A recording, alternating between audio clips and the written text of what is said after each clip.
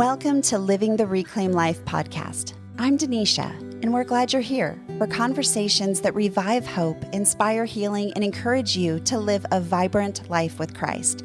So grab a cup of coffee as we chat with today's guest. Today's podcast episode is sponsored by the Gudgel family in honor of their daughter's birthday. Happy birthday, Valerie, from Mom and Dad. We are so proud of you and your faithful walk with Christ through both good times and difficult times. You recently said, "This is the year of God's favor in our family." So as a birthday blessing, we'd like to speak this scripture over you as you live out being a child of God, following His call, a wife, a mother, and a friend to many. Psalm 90, verse 17. May the favor of the Lord our God rest upon you, Valerie. May He establish for you the work of your hands. We love you, Mom and Dad. Oh, thank you so much. Happy birthday, Valerie. Well, hello there. I cannot wait for you to meet today's guest. Valerie McMahon is a friend of mine, and I am just so excited to have her on this episode. Today, we're going to talk about something that I think can be a tough subject. We're going to talk about marriage, and we're going to talk about what happens in your marriage when you're going through a hard time and you have a fear that nothing is going to change. What do you do in that? How do you reach out during that time? How do you process that? Valerie is a wonderful wife. She's also a chaos manager, right? 4 kids, and she's awesome. Her kids are amazing. She's an inspirational writer, speaker, Bible teacher, and you guys, we are so excited to have her with Reclaim Story on our team as a content contributor and a ministry leader. So we are so excited. Valerie, welcome to the show. Thank you. I'm so happy to be here.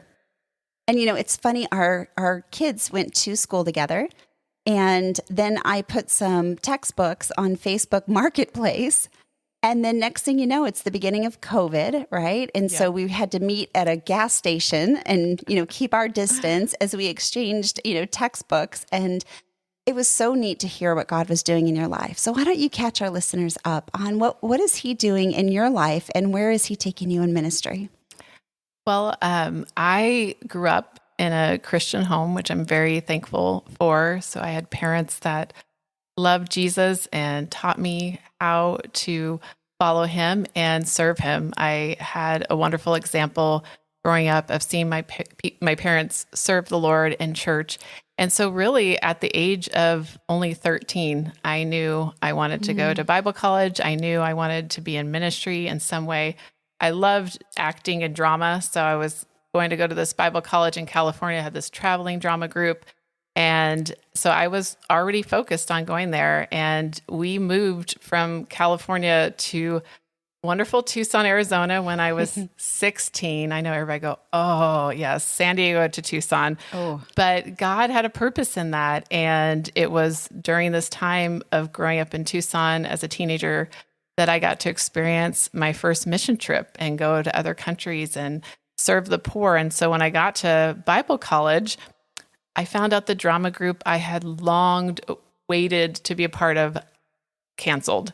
And so I'm like, what now, God? I want to be in ministry, but what now? And so it took a year for God to show me that He wanted me to indeed study missions and be involved in that kind of ministry. But God has used me in all different kinds of ministries. I've been thankful for that. My husband and I served as campus ministers during the first 5 years we were married, and I've done various ministries as a mom, but God, especially through my journey, the last, I would say, 5, 6, 7 years in my life, and we're going to talk about that a little bit, really has conditioned my heart and called my heart to minister to women. And so I think that's why we got reconnected so fast. It's because as we shared what God was calling us to do, we realized that we had the same heart to help women have hope in their struggles and claim their past, as we've talked about. So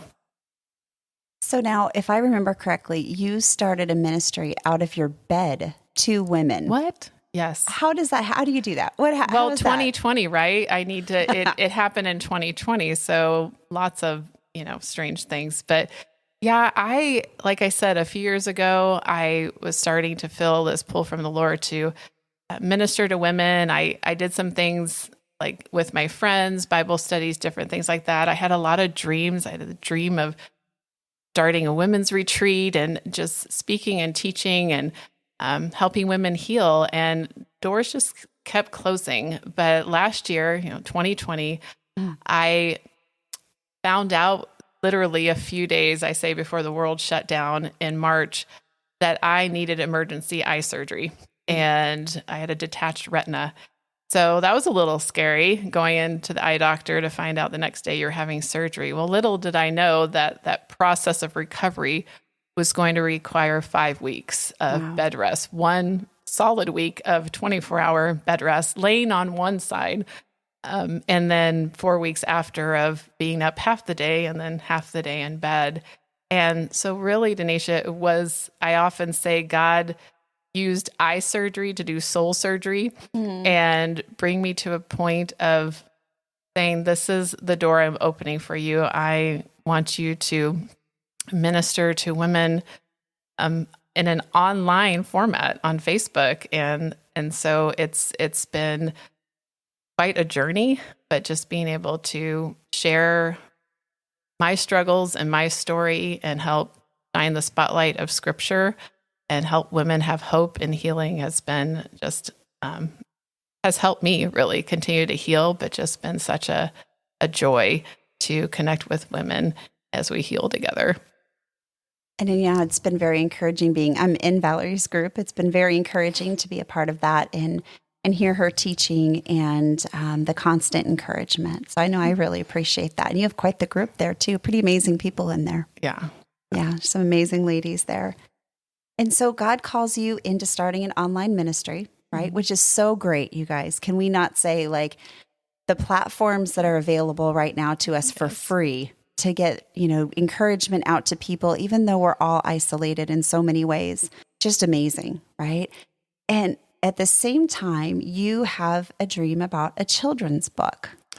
Well, it's actually kind of a dream come true. I mean, really, with kind of backing up with the story that led me to the online ministry is when I turned 40 a few years ago, I started writing kind of like a bucket list. And, I don't know, you start to think about those things. And I wrote down, write a children's book. And it's not that I, in that time, was like, okay, I'm going to go sit in my room and continue to write children's books the rest of my life. But I had 4 children, and it was something apparently my mom keeps telling me I said as a child I wanted to be. And so I just wrote something that was near to my heart that I was trying to teach my children which was about how to honor one another, taken from Philippians 2, where the Bible talks about how we should put others above ourselves. We teach our kids to be kind and to be nice, but to go beyond that, like, how do you really put somebody's needs above your own? And I think it's in some ways kind of a lost word in our culture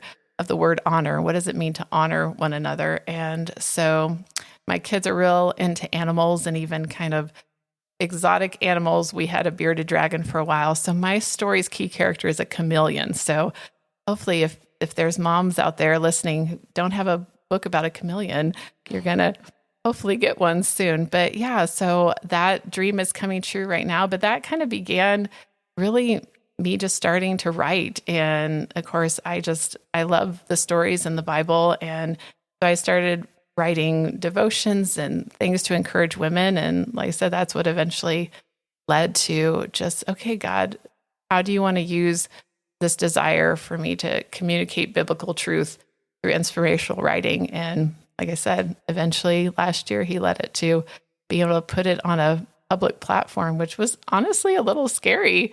But, during a time where the world was shutting down, people, especially women, I think, became so hungry for connection.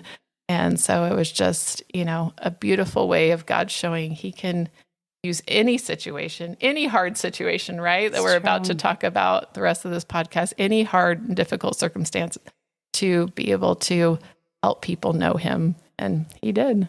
So, talking about marriage today. And marriage is beautiful and hard all at the same time. And there are times, I think, in our marriage, especially when we have hard times, when we might get stuck in the fear of, what if things never change? What if this is as good as it gets? And guys, that's what we're going to talk about today with Valerie, because she's walked there. She's walked in those shoes. And I think she's come out with some pretty big wisdom from God of just what to do and how to stand through it, and what to put your focus on. So Valerie, why don't you tell us a little bit about your story? Yeah, well, I appreciate the opportunity. And of course, my husband knows I'm sharing this too, and we can speak about it because God has brought so much healing. And I know everybody's marriages are different. So I don't feel necessarily the need to focus on, specifically what all the issues that led to our struggles. But we both, like every marriage, you enter a marriage, you both have a past, and you both are imperfect people trying to love each other the best you can. And so sometimes those things catch up with you. But for me, especially, part of my story that really entered into my marriage in ways that I didn't expect was that in 1999, I lost my only sibling and brother. He passed away by suicide. And that was, of course, a very tragic and shocking moment in our family's history. And I didn't, of course, realize at that time, but even as I journeyed in my marriage with my husband, I started eventually to see how much loss played a part in the expectations of my husband and the dependence on him to meet my needs. In fact, one of the things I have learned recently is that I think a lot of my trust in other people, my dependence on other people, sometimes running to people before even running to God, is because I want to keep them close. And when you've experienced loss, especially a death of a family member, any kind of loss, there's fear in that. There's fear that you're going to lose again. There's fear that something else is going to happen. And so I think it was very subtle. I didn't realize, I think, through the beginning of our marriage, how much, even when my husband, right, we all fail each other, right? We're human, but even my husband failed me or wasn't meeting a certain need that I had, that again, it's like, well, I was depending on him to meet that need. And then, it just kind of triggers that loss again, that grief of not, of like having a space to fill that person can't fill for you. And so I would say, especially in the last several years, our youngest is 4, but even before that, our marriage was just, it wasn't like all bad, but we had these things between us, especially for me, like I said, my putting too much dependence on him to meet every single need, and then his sometimes struggle and with not feeling like he could meet those needs, and it affects his confidence and it affects our communication, all that. But I even experienced during part of our marriage about 9 years ago, I experienced some health issues, and then that circumstances out of your control can put strain on marriage. And again, like those health issues again triggered loss. It took things away from me. I wasn't able to do certain things. And again, it's like, okay, but what can you do for me, honey? What can you do to help me feel better? What can you do? And so really, Denisha, I can say truthfully and for myself that what I've learned about myself is that I was depending too much on people to meet my needs. And so, that you can become, can complain and become just discontent with your needs not being met. And then that can create conflict, and that can create just struggles in your marriage. And, we had reached a point where the conflict just seemed like my husband thought I would never be happy with anything he did or didn't do. And for me, those unmet needs, that unhappiness really turned into acting out in anger. And that really became really destructive in our marriage. My husband's a very gracious man. Thank you, honey, for being so full of grace, so kind. And it was hard for him to see that in me. And even I look back and it still brings tears to my eyes of just, the hurt that my husband and my kids experience from that anger, that lashing out, because really it came down to fear. Like you said, I was afraid that nothing was going to change. I was looking to my husband. It's like, well, if only my husband did this, right? Sometimes we get caught in those if only, like if only this person did this, if only, then I'll be happy, then things will change. And so really, that anger, and anger is a secondary emotion. Denisha, I really believe anger can be tethered to so many different things in our hearts. And it's not something you can manage. Yeah. It's something you have to be freed from, and you have to find out what's behind that anger. And for me, it was fear, and it was depending too much on people, especially my husband, to meet needs that he was never going to be able to fill. And God really did not design a husband and wife to meet all of each other's needs. We're supposed to reflect the image of God to each other. We're supposed to complement each other, but God never designed a spouse to meet all of our needs. But that really was the biggest struggle in our marriage, was that I was just so dependent on him to meet those needs that I became so discontented. And like I said, when things got hard and the conflict and the disunity continued, then there was this fear, like, will anything ever change? And that was hard, I think, for both of us. But it did. It did. So tell us about that turning point. What did that look like for you guys? Well, for us, I definitely encourage anyone who's listening that if you do just feel stuck, whether it's personally stuck or you just know your marriage is stuck, to reach out. I know that, you may not necessarily belong to a church or feel like you have somebody to reach out to, but there are really good Christian counselors, biblical counselors out there. We can even refer some on the Reclaim Story website. So I know for me, I started seeing a Christian counselor after my brother passed away, but for us, for our marriage, that was a turning point, but it really started with me. I knew that I was afraid nothing was going to change, but I had the courage to start with like, okay, I need to talk to somebody about this. And, what I really discovered during that time was that even if nothing ever changes, and that's what my counselor challenged me with, like, Valerie, what, and nothing against my husband, but like, what if he doesn't change? What if he can't meet this need for you? It's not a bad need you have, but what if he can't meet it? What if nothing ever changes? Can you still be satisfied in Christ and Christ alone? You can still choose joy. You can still choose to pursue him. You can still choose to love him. You can still choose to be satisfied and content in Christ's love for you.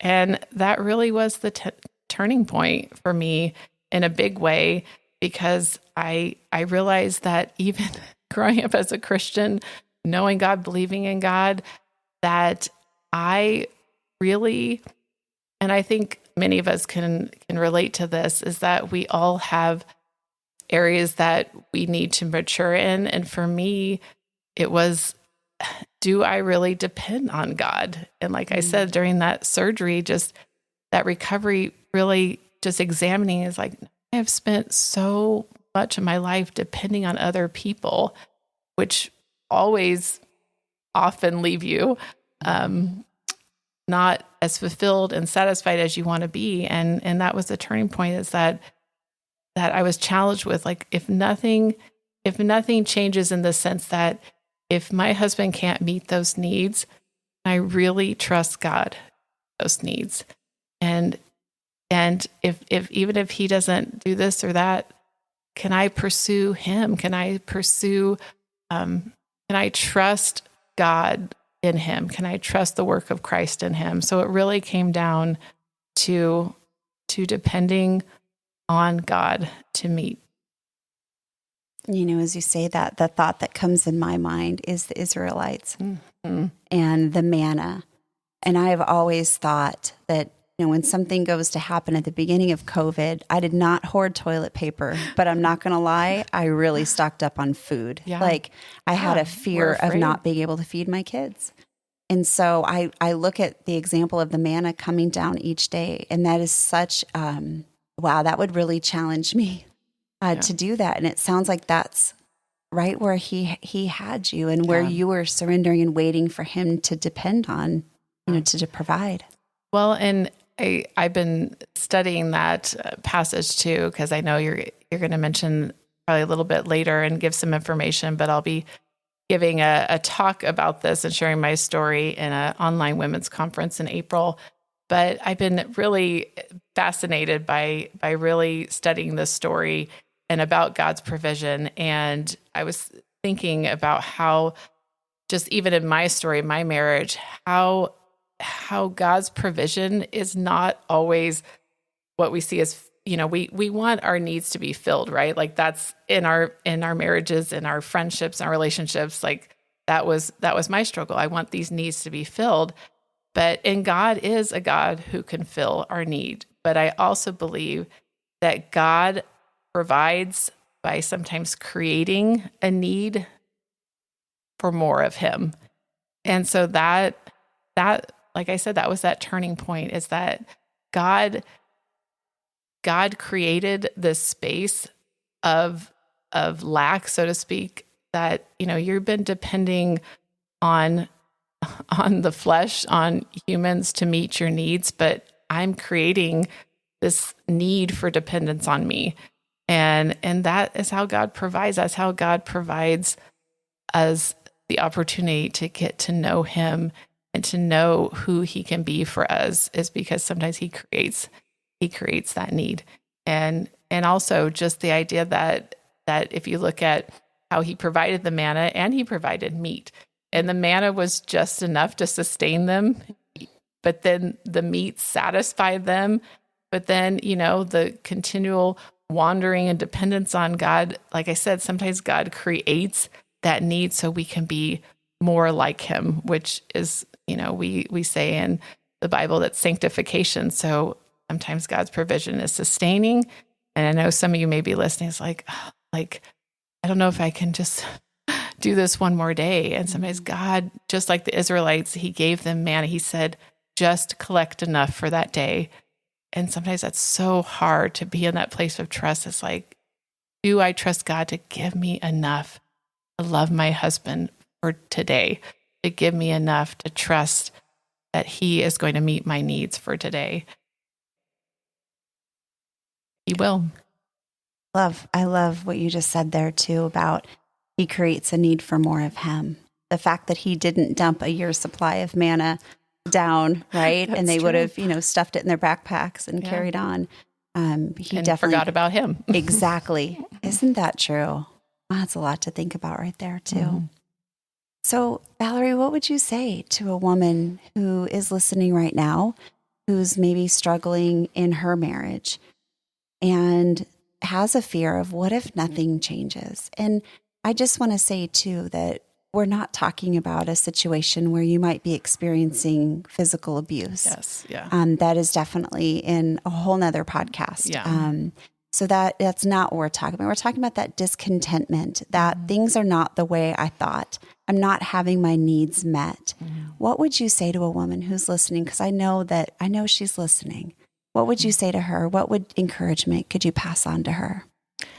Well, I would definitely say that if you have a relationship with God, that and often we know, even when we have a relationship with God, we know logically, we know we've read our Bibles and like, okay, I know God is there. I know God can meet my needs, but I think it's, like I said, it's so easy to not run to him first. And believe me, I get it. And there's no judgment there because like I told you in my story, I've known God since an early age and still have struggled with running to him first.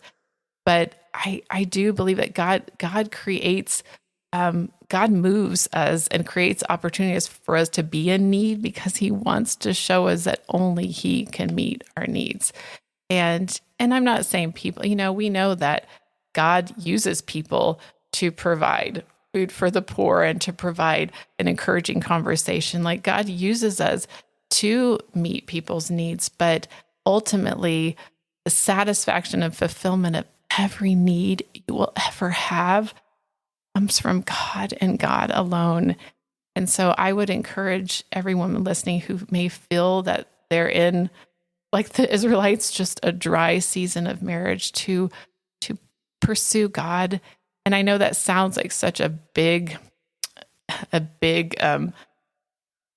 description, but for me, yeah, I hope that you don't have to be like me and be on bed rest, but sometimes it just starts with prayer. And like God is not afraid of your feelings. God created your feelings. And so you can talk to him and just start with just talking to him, pouring out your heart. He wants us to come with him with broken and burdened hearts. And that's where he meets us. And so just accepting, I know it's hard, but just accepting and sitting in that place of need and moving toward the Lord, leaning on God, pursuing Christ, because that's what I had to eventually choose to do.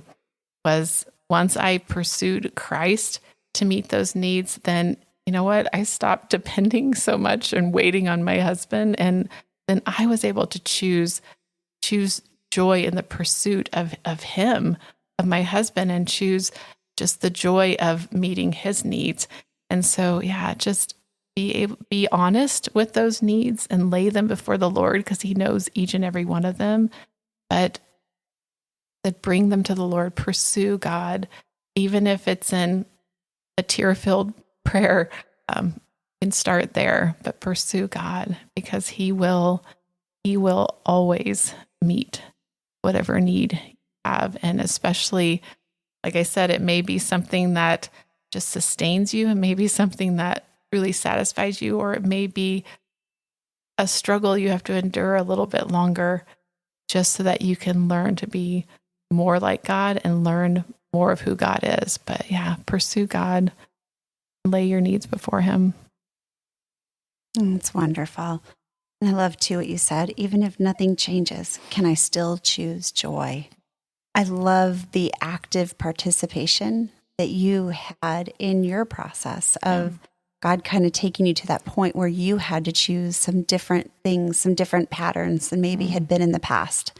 And that he really highlighted that to you. And as we lean into him, he shows us what we need to do. And sometimes it's not always about the other person changing.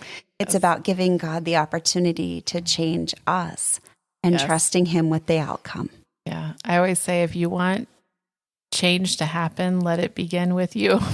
Let it begin with me. You know, like you look around and you know, just like even in our world, like we could say like, oh, we wish this was different. We wish this was different. But it's like, first, where does it start? It starts with us. What can I do different to help create change? That's good. Boy, that's a whole nother podcast too, huh? Of what the fear of what if nothing changes in our world right now. Boy, that's a whole nother talk we could have, isn't it? Yes. Oh, it's so true. What can I do with me? I love that. Valerie, thank you for sharing your story today. And I know this is the first of many podcasts that you're going to be on with us because you have just so much, just rich wisdom for us and for sharing things that have happened in your life. So I appreciate you being willing to be so vulnerable and honest, and also for your hubby for allowing you to just share that wisdom and that walk, because that's something we can all learn from. And now, if people want to connect with you, how can they connect with you?